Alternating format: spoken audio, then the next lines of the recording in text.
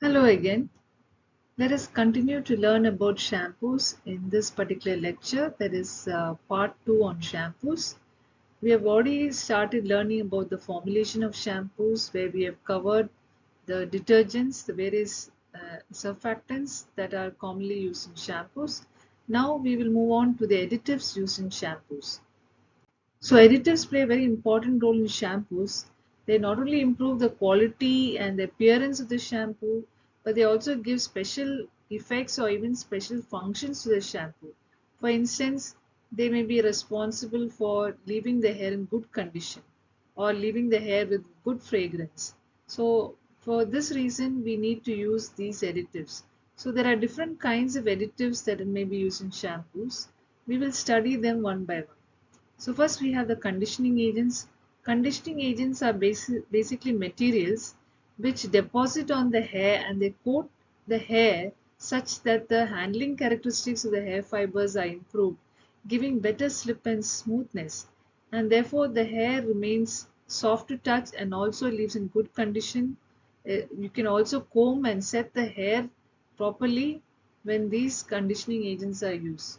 So they generally include surfactants like cationics or maybe fatty materials such as lanolin, mineral oil.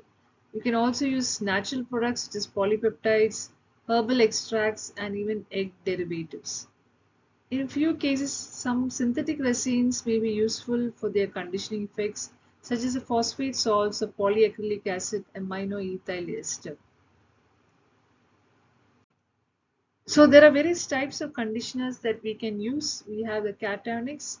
Cationics are not very popular since they are incompatible with the anionic surfactants, which are often used as the principal surfactants.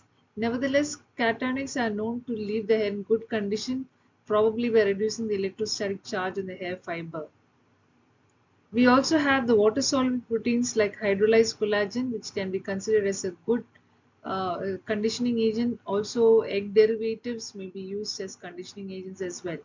Smoothness and gloss can be imparted by some agents known as superfatting agents, such as ethoxylated lanolin derivatives, silicones, mineral oil, sesame oil, jojoba oil. All these deposit on the keratin fiber during shampooing and they remain even after the shampoo is rinsed off from the hair so that it is easier to comb out hair and leaves the hair in good condition.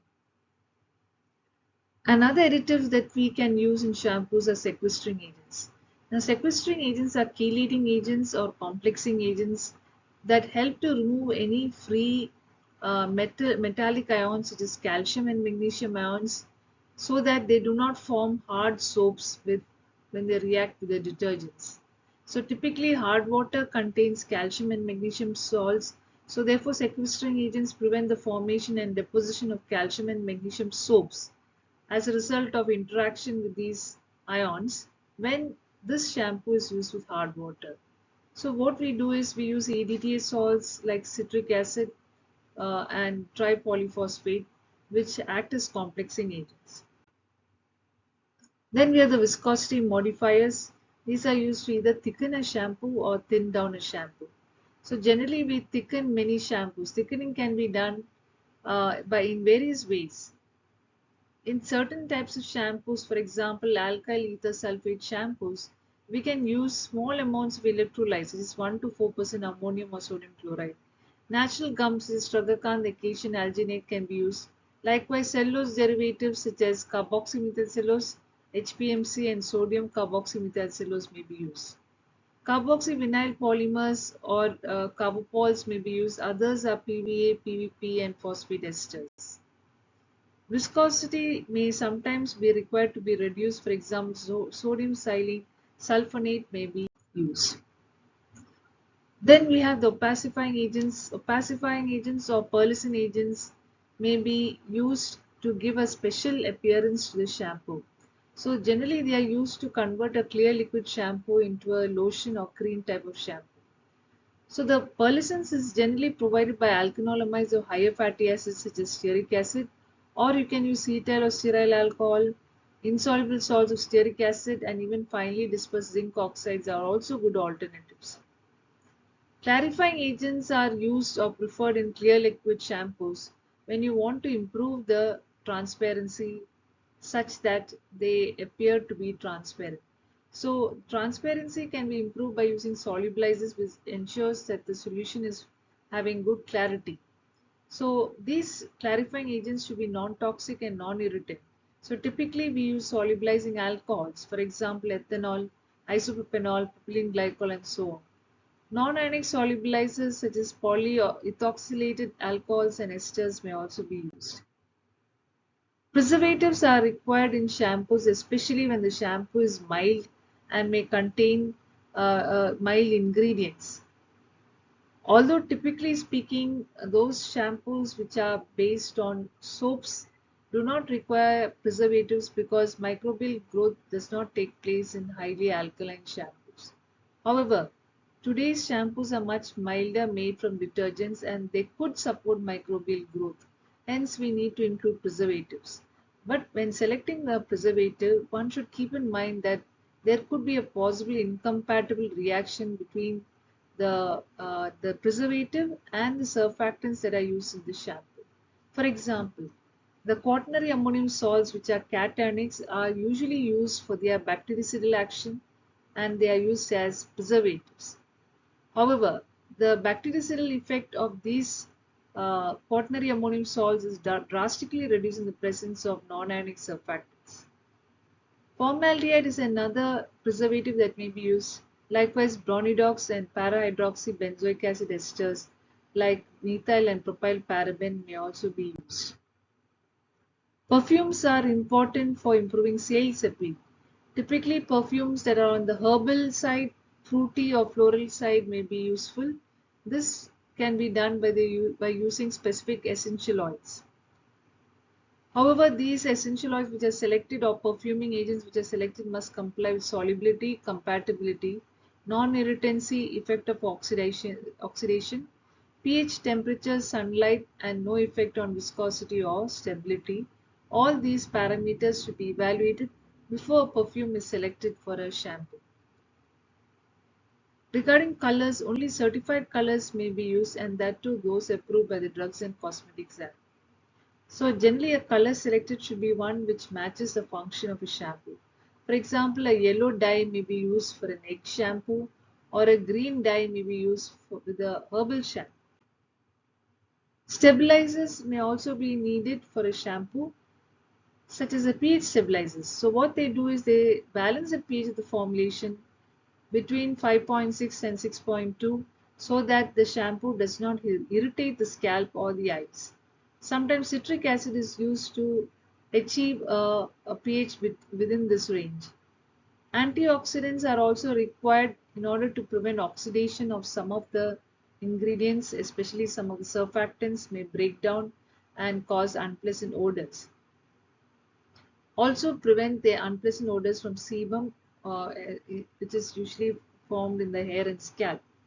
Then we can also use other special additives. For example, panthenol, which is a provitamin of pantothenic acid or vitamin B5 may be used. It is supposed to be good for normal hair growth and also ensures that the hair is left in good condition. Panthenol is shown to improve body and texture of hair together with a moisturizing capability. In addition, we can use the anti-dandruff agents which are typically used in anti-dandruff shampoos such as zinc pyrithione or ZPT, pyropton olamine, and selenium sulfide and salicylic acid. Today's shampoos are mostly based, that is anti-dandruff shampoos are based on the use of ZPT and pyropton olamine. These agents tend to bind to the hair shaft, thereby producing a good antibacterial activity. So there are various types of shampoos. They can be classified in different ways. Typically, you have a classification like this where you have clear liquid shampoos, liquid cream or lotion shampoos, salt cream and gel shampoos, conditioning shampoos, baby shampoos, anti-dandruff and medicated shampoos, pH balanced shampoos and herbal shampoos. Although we have different kinds of shampoos, all these shampoos are basically of two types. They can be either clear liquid or transparent shampoos, or they can be cream or opaque type of shampoos. So this is a formula for a conditioning shampoo, which is a cream or liquid cream or lotion type of shampoo. It is not a transparent shampoo. So here we have sodium lauryl sulfate, typically used as a 30% solution, used as the principal surfactant for its foaming and cleansing properties. Then we have coconut diethanolamide, which is an auxiliary surfactant. It used to improve the detergency of sodium lauryl sulfate. You can also use glycol stearate, which is a opacifying agent, in order to ensure the shampoo is not transparent. Methylparaben is a preservative. Sodium chloride is an electrolyte which can be used in small quantities in order to adjust the viscosity of the shampoo. Yellow dye to color the shampoo, a suitable perfume. Then for conditioning effect, we can use egg in the dry form, powdered or whole form may be used. And water, of course, as a vehicle. Now, in the manufacture of liquid shampoos, typically the shampoo is prepared from detergent solutions that are readily available from a detergent manufacturer. So, in the case of clear liquid shampoos, the principal surfactant is obtained from the detergent manufacturer as a clear solution. These detergent solutions are then diluted, colored, and then perfumed. These dilutions are generally done by slow stirring in a stainless steel tank. If an alkanolamide is required to be added, for example, a fatty acid alkanolamide, either for conditioning effect or as for foam booster or improving the detergency, then the alkanolamide is supposed to be dissolved in half the quantity of the detergent solution by gentle heating. Once the alkanolamide has dissolved, then the remaining detergent solution may be added slowly. Perfume, if it is required to be added, is first dissolved in cold concentrated detergent solution. Color and preservative are dissolved separately in a small quantity of water and then added to the main mix. The remaining water can be added slowly to adjust the volume and ensure that it is stirred very slowly to avoid foaming. Finally, the viscosity of the shampoo can be controlled by adding low levels of electrolytes, which are added as solutions in small proportions, stirring the shampoo after each addition until the desired viscosity is reached. So here we finish the lecture on shampoos. Thank you.